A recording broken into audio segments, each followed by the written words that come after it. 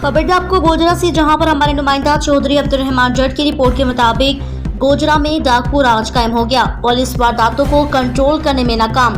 डाकू की फायरिंग से स्कूल टीचर कत्ल। तफसीलात के मुताबिक चक नंबर 363 जिम्बे का रिहायशी गोसिया हाई स्कूल गोजरा का टीचर राशिद वल्द रशीद अपने दीगर साथियों के हमरा कार पर सवार फैसलाबाद से गोजरा आ रहा था कि थाना सदर गोजरा के इलाका ट्रक नंबर 282 जिम्बे स्टॉप के करीब पीछे से मोटरसाइकिल पर आने वाले मुसल्लह डाकू ने कार को रोकने की कोशिश की, जिसके न रुकने पर डाकू ने फायरिंग कर दी, जिसके नतीजे में राशिद शदीद जख्मी हो गया, जबकि डाकू अफरा तफरी में फरार होने में कामयाब हो गए।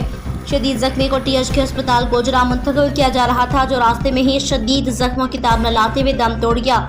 इलावा से डाकू ने पेंसिला रोड पर ही कार सवार ट्रक नंबर 283 जिम्बे के माजिद, इसका भाई और वालदा से तलाश जेवरात और 50,000 रुपये की नकदी छीन ली। डाकू कामयाब वारदात के बाद फरार हो गए। इत्तला मिलने पर थाना सदर पुलिस ने मकतूल की लाश अपनी तहवील में लेकर जरूरी कार्रवाई के बाद पुलिस के हवाले कर दी। याद रहे, गोजरा में डाकू ने उधम मचा रखी है, जो आए रोज डकैती की वारदातें करके आसानी से फरार हो जाते हैं। पुलिस वारदातों पर काबू पाने में नाकाम दिखाई दे रही है। अवामी हलकों ने निगरान वज़ीर आला पंजाब मोहसिन नकवी, आईजी पंजाब डॉक्टर उस्मान अनवर से वारदातों की रोकथाम के सिलसिले में इक़दामात करने का मुतालबा किया है।